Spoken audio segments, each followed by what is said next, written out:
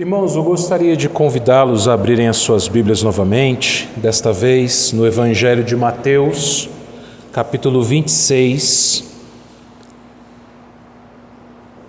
Nós vamos ler do verso 69 ao verso 75. Estamos na reta final da nossa exposição do Evangelho de Mateus. Como os irmãos sabem, desde o início do ano, desde fevereiro, nós começamos a expor Mateus, não inteiro, mas as partes dedicadas aos discípulos, em que temos aprendido o discipulado de Jesus em Mateus. E aqui em Mateus 26, 69 a 75, nós lemos assim: Ora, estava Pedro assentado fora no pátio, e aproximando-se uma criada lhe disse: Também tu estavas com Jesus, o Galileu. Ele, porém, o negou diante de todos, dizendo: Não sei o que dizes. E saindo para o alpendre, foi ele visto por outra criada, a qual disse aos que ali estavam: Este também estava com Jesus, o Nazareno. E ele negou outra vez com juramento: Não conheço tal homem. Logo depois, aproximando-se os que ali estavam, disseram a Pedro: Verdadeiramente és também um deles, porque o teu modo de falar o denuncia. Então começou ele a praguejar e a jurar: Não conheço este homem. E imediatamente cantou o galo. Então Pedro se lembrou da palavra que Jesus lhe dissera: Antes que o galo cante, tu me negarás 3 vezes. E saindo dali, chorou amargamente. Vamos orar mais uma vez. Senhor, obrigado, Pai, por essa hora em que o Senhor, Pai, nos dá a oportunidade de ouvir a Tua palavra. Por isso, Senhor, acalma cada coração aqui presente, Senhor Deus, que não haja nada que desvie a sua atenção e que suas mentes, seus ouvidos, seus corações estejam voltados todos para o Senhor, para ouvir a Tua voz. Somente a Tua voz queremos ouvir essa noite aqui, Pai. Que o homem seja apenas um instrumento, um mero e simples instrumento, mas que seja o Senhor quem fale. É o que eu te peço em nome de Jesus. Amém. Em desenhos animados, muitas e muitas vezes, animais são retratados como personagens. Quem não conhece os Looney Tunes, e o mais famoso deles, o Pernalonga, um coelho. E falando em coelho, há um conto bastante antigo, mais antigo inclusive que os Looney Tunes, que o Pernalonga, que é o conto da lebre e da tartaruga. Certamente ou provavelmente você já deve ter ouvido esse conto, em que uma lebre é toda orgulhosa, é toda soberba pela sua velocidade. Ela vence todas as corridas, mas um belo dia uma tartaruga entra na corrida com a lebre. E a lebre, olhando para aquela pobre e vagarosa tartaruga, a lebre pensa: essa corrida está no papo, é fácil demais ganhar de uma tartaruga.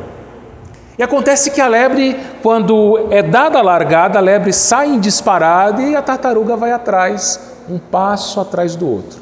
Quando a lebre percebe que ela está bem, abriu uma boa distância, está bem distante da tartaruga, ela então para debaixo de uma árvore, senta-se ali e tira um cochilo. Só que o seu cochilo demora mais tempo do que ela gostaria. E a tartaruga vagarosamente ultrapassa a lebre e vence a corrida. Essa pequena fábula nos alerta a respeito da soberba. Certamente você deve conhecer alguém soberbo, alguém que se acha melhor do que os outros, que trata o seu próximo com desdém, que pensa conseguir controlar as situações. Agora, responda para si mesmo: você é uma pessoa soberba? Se você respondeu no seu coração que não, então você é. Porque, meus irmãos, o homem natural é soberbo. O homem natural acha que ele sabe o que é melhor para si, desprezando a vontade de Deus. O homem natural, ele busca a solução para o seu próprio, busca a solução para o seu problema em si mesmo e despreza a vontade de Deus. Ele busca a solução para os seus problemas em métodos humanos e não quer saber da palavra de Deus. O homem natural, ele pensa que tem controle da situação e se esquece que Deus é o Deus soberano, é o Deus providente, e ele se esquece também que tudo que está de pé um dia pode cair. Salomão, ele escreveu o seguinte em Provérbios 16:18: a soberba precede a ruína e a altivez de espírito a queda. E como qualquer pecado, meus irmãos, assim como os ímpios, os crentes também podem cometer este pecado, o pecado da soberba.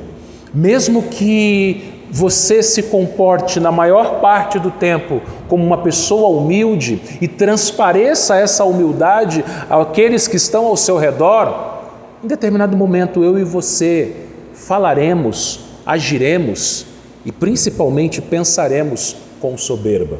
É aquela pessoa que se orgulha da sua humildade. Eis aí a soberba.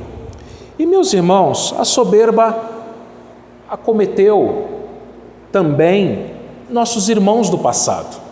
Interessante que a Bíblia ela não esconde os pecados dos seus personagens.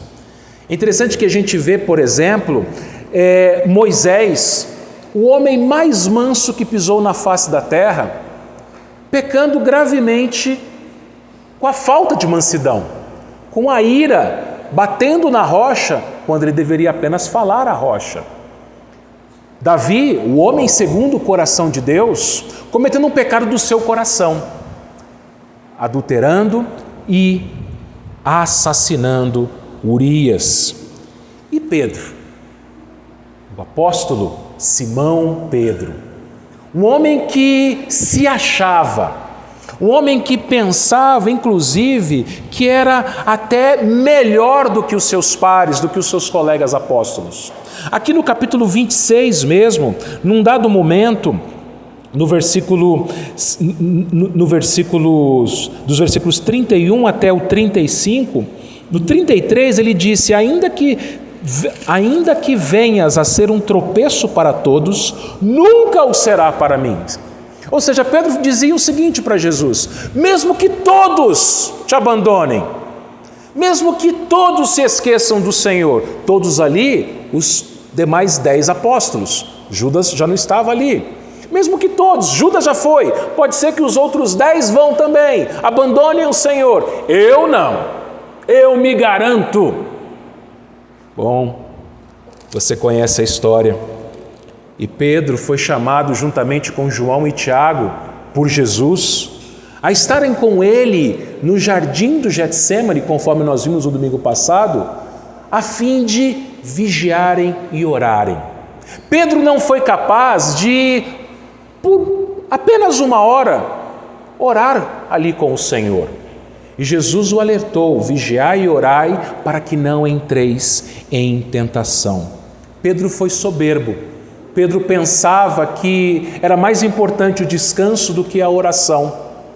E por causa disso Pedro fracassou. É sobre isso que eu gostaria de meditar com os irmãos nessa noite. O discípulo fracassado. E meus irmãos, Pedro fracassou justamente naquilo que ele se julgava ser bom. Lembra que eu falei? Moisés era o homem mais manso da face da terra e o seu fracasso principal foi falta de mansidão. Pedro também se achava corajoso. Aqui ainda no capítulo 26 de Mateus, quando Jesus foi preso através do beijo traidor de Judas, Pedro estava ali com Jesus, com os demais discípulos, e ele é aquele que toma uma espada e corta a orelha do servo do sumo sacerdote. Puxa, que homem corajoso, defendendo o seu mestre. Na verdade, isso não foi coragem, isso foi imprudência. É bem diferente coragem de imprudência, imprudência e coragem. Pedro tinha seus altos e baixos. Pedro era 8 ou 80. E Pedro, apesar de se achar corajoso, ele se mostrou covarde. Vamos ao texto. Mateus 26, o versículo 69 e o versículo 70 nos dizem assim: Ora estava Pedro assentado no pátio, e aproximando-se uma criada lhe disse: Também tu estavas com Jesus, o Galileu.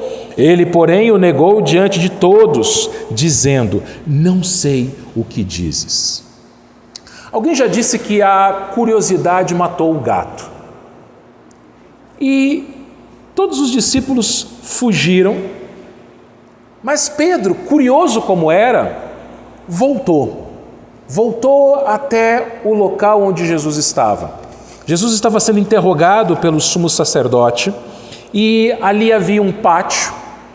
Jesus provavelmente na casa do sumo sacerdote, ali havia um pátio. E Pedro, que deveria ter orado antes, que deveria ter vigiado antes, ele está ali, no lugar onde ele não deveria estar, junto a uma fogueira a fim de se aquecer naquela madrugada fria. Isso nos mostra, meus irmãos, que a curiosidade pode nos levar à queda. Pedro, curioso, ele foi a um lugar onde ele não deveria estar. E aquilo foi o princípio da sua queda. Na verdade, o princípio foi bem antes, foi a sua soberba, como nós dissemos aqui. Meus irmãos, quando Jesus lavava os pés dos seus discípulos e chegou a vez de lavar os pés de Pedro, você se lembra da resposta de Pedro? Nunca me lavarás os pés. Lembra daquilo que eu falei, de algumas pessoas que se orgulham da sua humildade? Pedro se achava melhor do que os seus pares, seus colegas. Pedro se achava mais humilde do que os seus colegas. Pedro se achava mais corajoso do que os seus colegas. Pedro se achava. Mas, meus irmãos, Pedro se achava até mais leal do que os seus colegas.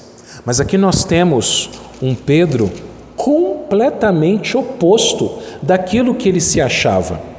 Ele foi covarde. E note uma coisa aqui nesse texto. A pessoa que abordou Pedro não foi um soldado fortemente armado. Não foi um soldado com uma espada ameaçando Pedro da morte. Mas foi uma simples criada, uma moça, que chegou ali e fez uma pergunta para Pedro. Nem mesmo foi uma acusação, mas uma afirmação. Também tu estavas com Jesus, o Galileu. E Pedro aqui agiu com temor a homens. Quando nós agimos com temor a homens, meus irmãos, nós caímos, nós falhamos, nós negamos o nosso mestre.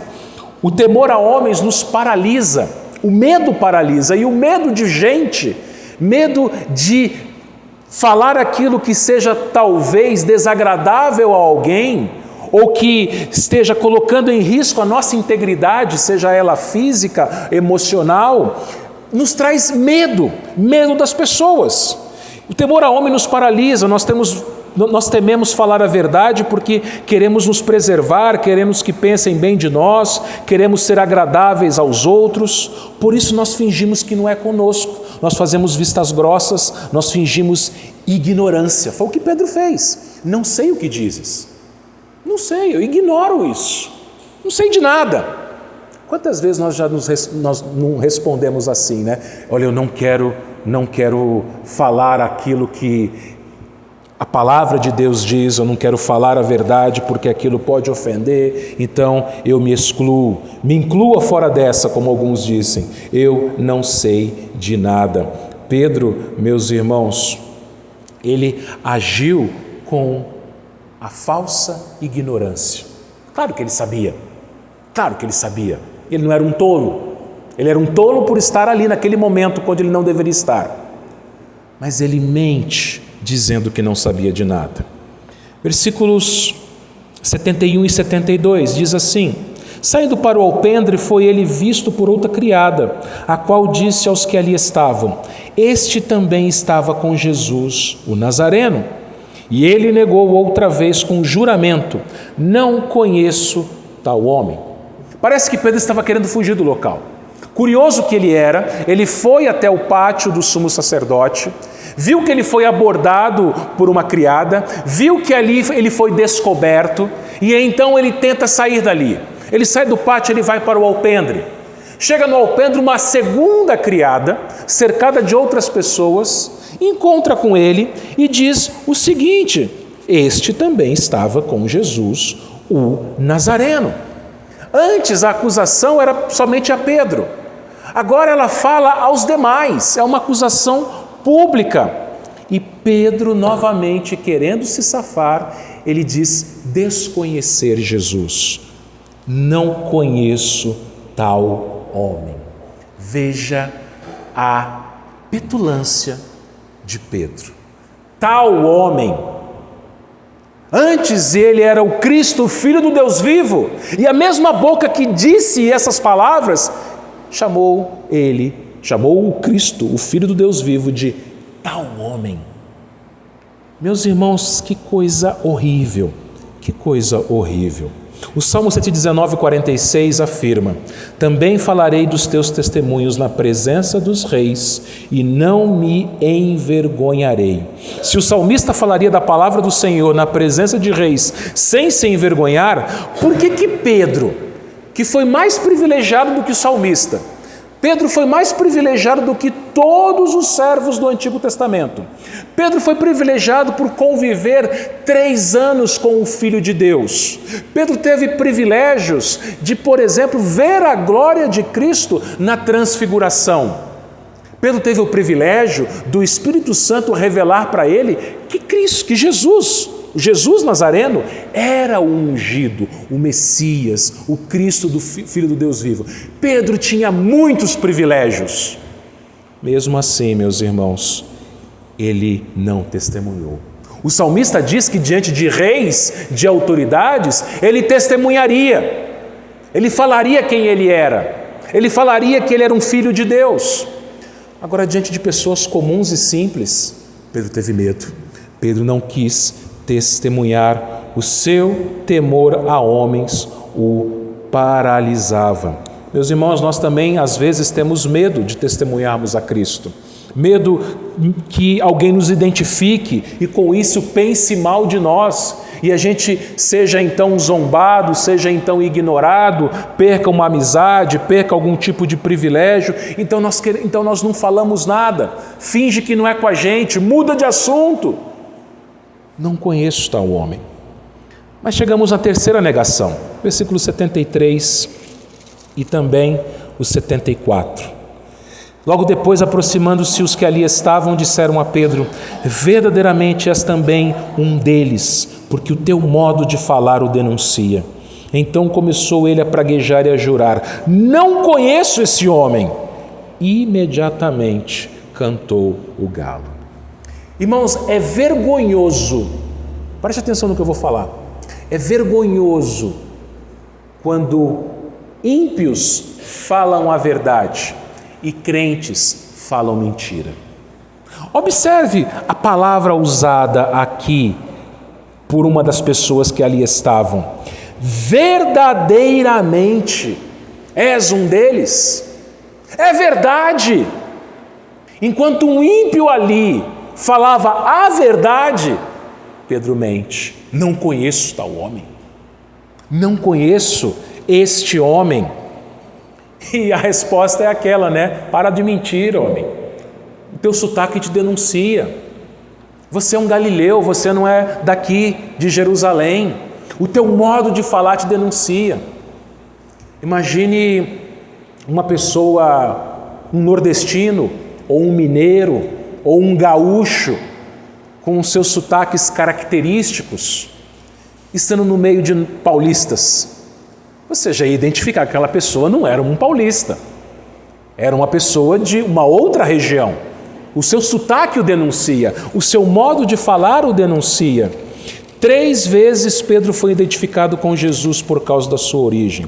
Primeiro, a criada disse que Pedro estava com Jesus, o Galileu.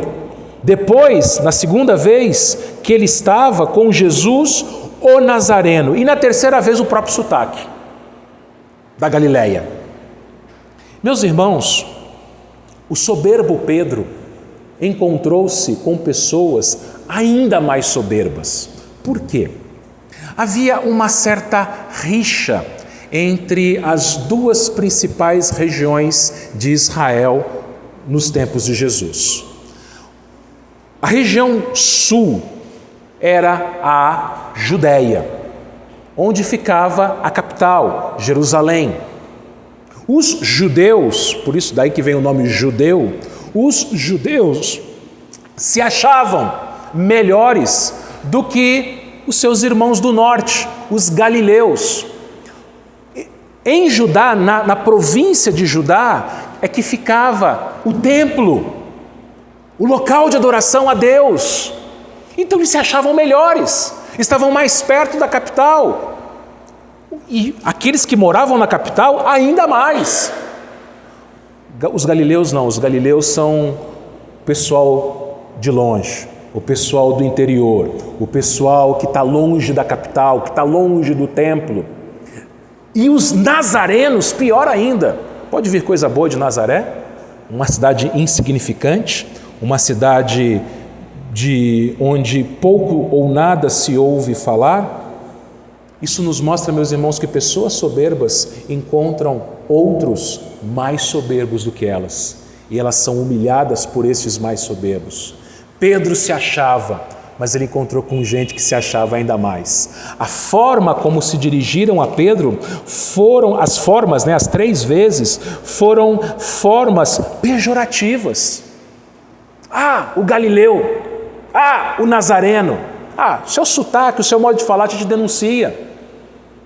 Meus irmãos, nós precisamos tomar cuidado porque às vezes nós podemos cair com a nossa própria língua, com o nosso próprio mau testemunho.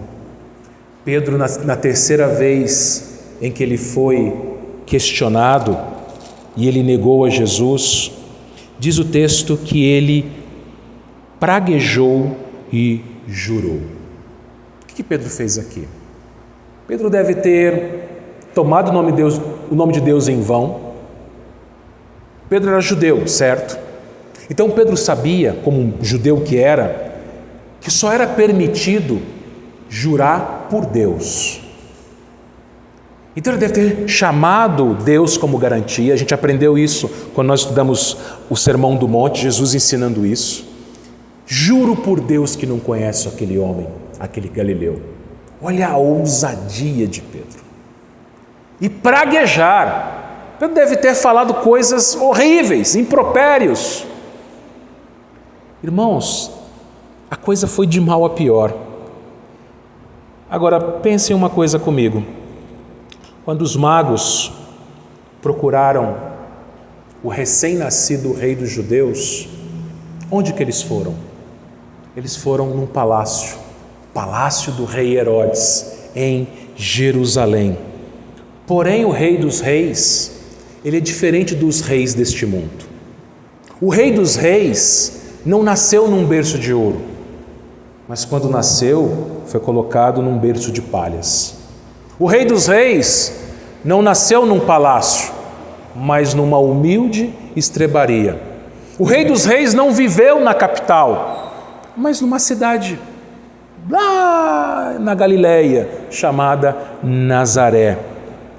O rei dos reis, ele não veio para ser servido, mas veio para servir. E no final, ele morreu como maldito naquela cruz. A pergunta é: o que nos faz pensar que somos melhores do que ele? O que nos faz pensar que podemos, em determinados momentos das nossas vidas, nos acharmos melhores do que pessoa A, B ou C? Sendo que Jesus, o Rei dos Reis, não existe ninguém acima dele, se humilhou até a morte e morte de cruz. Por que às vezes, meus irmãos, temos vergonha de nos identificarmos com o servo sofredor, com aquele que foi morto na cruz? O instrumento de maior humilhação que existia. Hoje nós ostentamos a cruz dentro de uma igreja, ostentamos a cruz em camisetas, ostentamos a cruz com adesivo nos carros, na capa de um caderno, mas no primeiro século ninguém ousaria fazer isso, porque a cruz era um símbolo da morte, e não somente da morte, mas da morte maldita, humilhante. E veja que ponto que o Senhor Jesus escolheu sofrer. E Ele nos chama a nos identificarmos com Ele. João 15:20, Ele disse o seguinte: lembrai-vos da palavra que eu vos disse, não é o servo maior do que o seu Senhor. Se me perseguiram a mim, também perseguirão a vós outros. Se guardaram a minha palavra, também guardarão a vós. Assim, meus irmãos, o fracasso de Pedro nos ensina algumas lições práticas. A primeira é que o pecado é progressivo. Então vamos analisar as 3 negações de Pedro. Primeiro, ele negou Jesus fingindo ignorância. Depois, desconhecimento. E por fim, desconhecimento contundente. Os quatro evangelistas narram esse episódio da negação de Pedro. Lucas vai nos contar que no intervalo entre a segunda e a terceira negação, passou-se mais ou menos 1 hora. Nessa 1 hora, Pedro poderia ter refletido.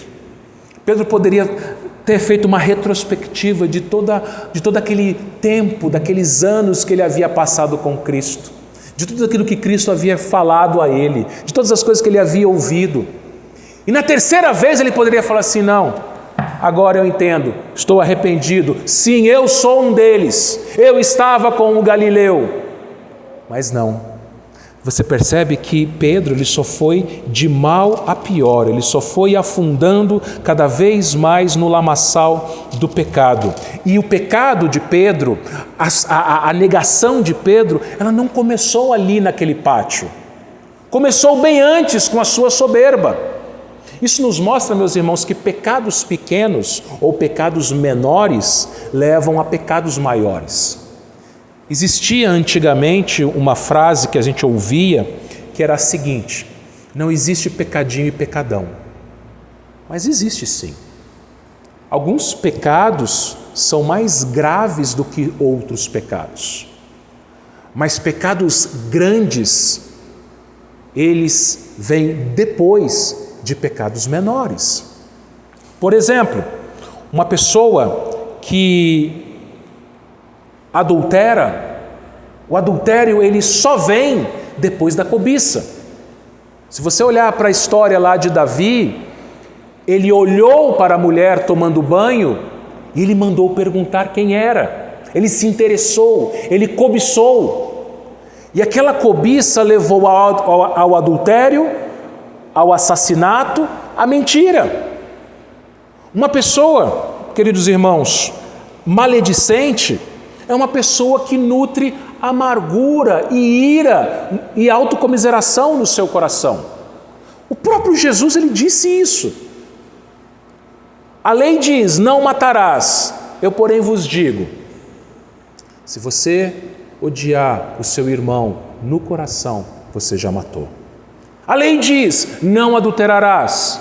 Se você olhar apenas para uma mulher com intenção impura, você já adulterou com ela.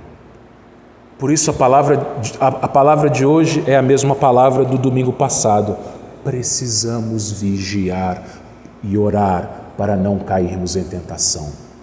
Às vezes nós pensamos que é uma coisinha simples, é uma coisinha que ninguém liga, mas aquilo pode se tornar algo cada vez maior.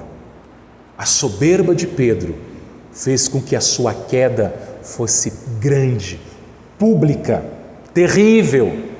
A queda pública é apenas a consequência da queda íntima, na queda do coração. Uma pessoa que cai publicamente é uma pessoa que lá atrás, na sua intimidade com Deus, já caiu. O seu coração já caiu.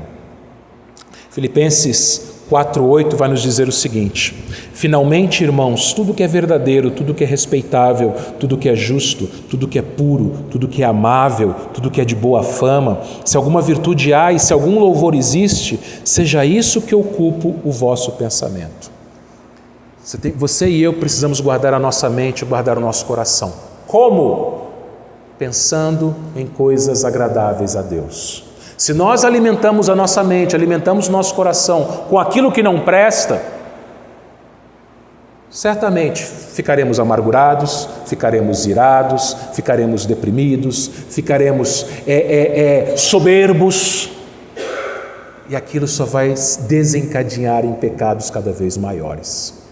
Primeiro, o pecado é progressivo. Segunda lição prática que aprendemos aqui é que envergonhar-se de Cristo e do seu Evangelho é grave. Irmãos, como eu disse já, Pedro foi um homem privilegiado. Só o fato de ter andado com Jesus foi um grande privilégio. Mas não somente isso, ele era um discípulo, haviam muitos discípulos, mas ele era um dos 12. E não era somente um dos 12, ele era um dos 3. Por várias vezes você vai ver nos evangelhos que Jesus chama os 3 mais próximos: Tiago e João, filhos de Zebedeu, e Pedro. Pedro tinha intimidade com o Senhor, ele tinha esse grande privilégio.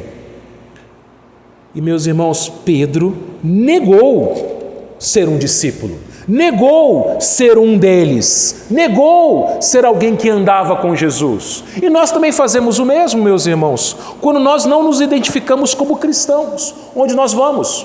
É interessante que normalmente as pessoas elas se identificam como? Muitas vezes pela sua profissão. Eu trabalho com tal coisa. Outras vezes com a sua formação. Eu tenho essa faculdade, essa pós, esse mestrado, esse doutorado, estudei em tal escola. Outras vezes com a sua localização geográfica: olha, eu vim de tal cidade, de tal bairro, de tal família. Percebe que essas coisas não são de fato a nossa verdadeira identidade. Sabe por quê? Porque essas coisas são passageiras. Vai chegar uma hora que você vai aposentar e a sua formação e a sua profissão não vão ter mais serventia. Vai chegar uma hora que os seus antepassados vão morrer. Você não estará mais no convívio deles. E vai chegar uma hora que você e eu vamos morrer. A nossa identidade não está nas nossas conquistas, na nossa origem, na nossa profissão ou nos nossos estudos. Mas olha o que diz 2 Coríntios 5:20. De sorte que somos embaixadores em nome de Cristo, como se Deus exortasse por nosso intermédio. Em nome de Cristo, pois, rogamos que vos reconcilieis com Deus. A nossa identidade, meus irmãos, é ser um discípulo de Cristo, um embaixador de Cristo, e isso é eterno, isso não acaba. No céu e mais tarde no novo céu e nova terra, você não vai exercer a sua profissão, de nada vai valer os seus diplomas e certificados, de nada vai adiantar a sua origem, o seu sobrenome, até porque você vai receber um novo nome.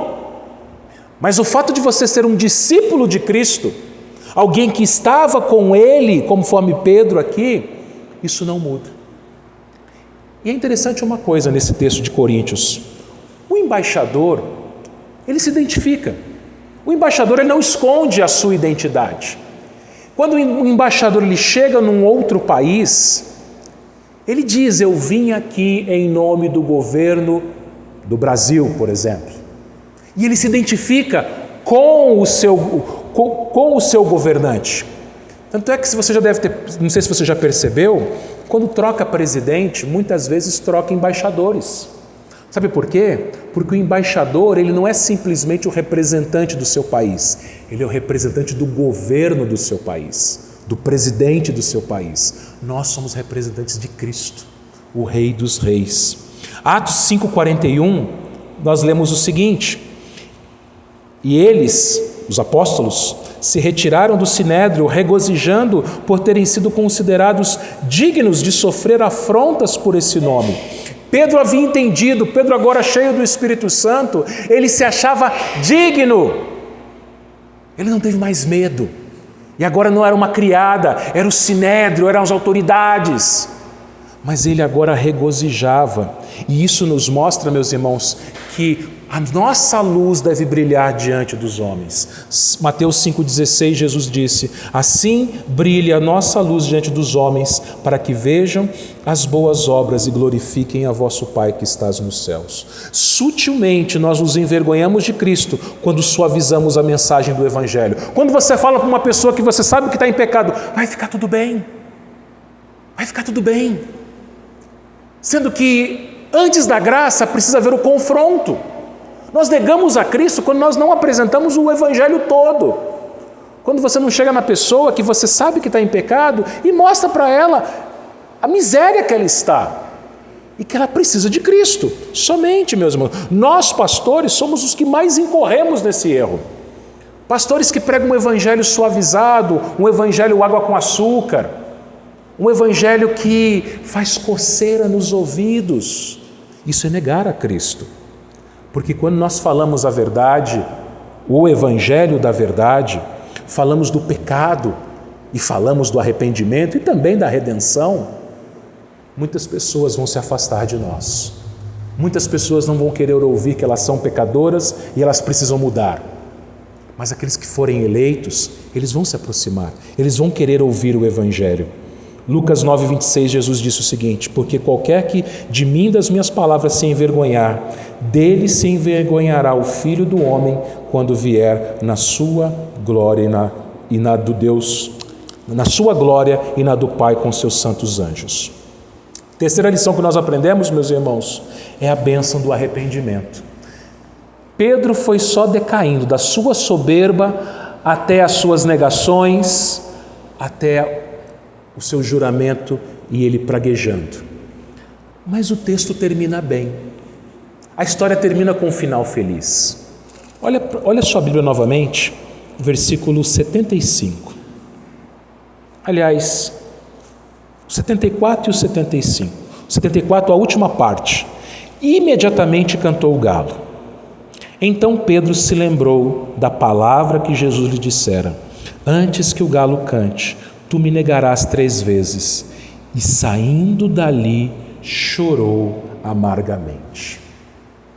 Lucas 22:61, contando a mesma história, diz que voltando-se o Senhor, fixou os olhos em Pedro, e Pedro se lembrou da palavra do Senhor, como lhe dissera: hoje 3 vezes me negarás antes de cantar o galo.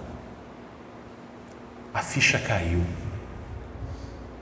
Imagina, Pedro tinha negado Cristo 3 vezes.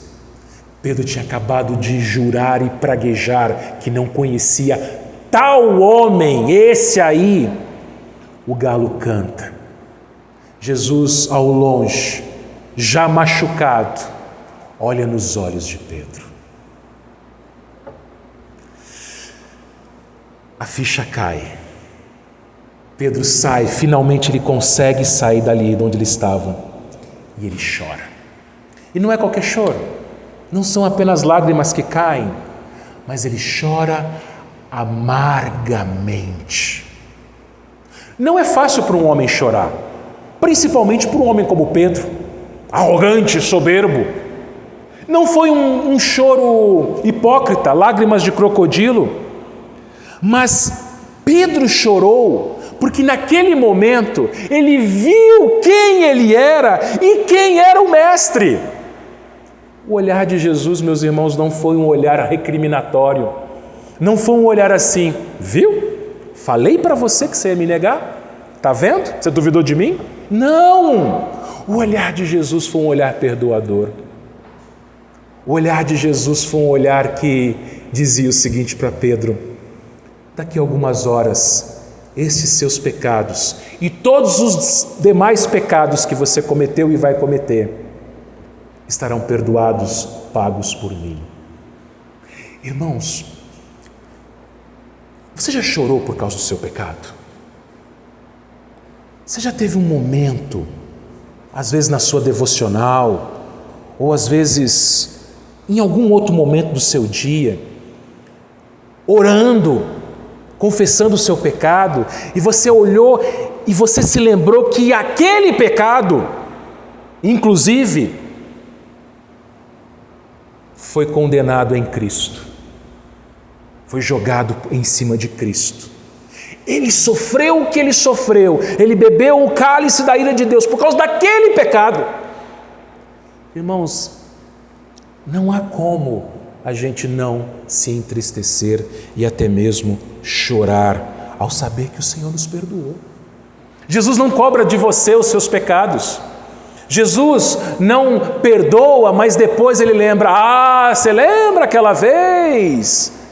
Ele não joga na cara pecados passados, porque todos foram perdoados. E o choro de Pedro foi um choro de fato, meus irmãos, um choro de arrependimento. Vale a pena nós relermos o Salmo 103, de 8 a 14, que nós lemos no início do culto. O Senhor é misericordioso e compassivo, longânimo e assaz benigno, não repreende perpetuamente, nem conserva para sempre a sua ira, não nos trata, olha isso, olha o versículo 10, não nos trata segundo os nossos pecados. Pedro merecia ser tratado como depois que negou a Cristo? O que Pedro merecia depois de ter negado, inclusive praguejado, não conhecer a Cristo? O que você acha que Pedro merecia? O que você e eu merecemos por causa do nosso pecado?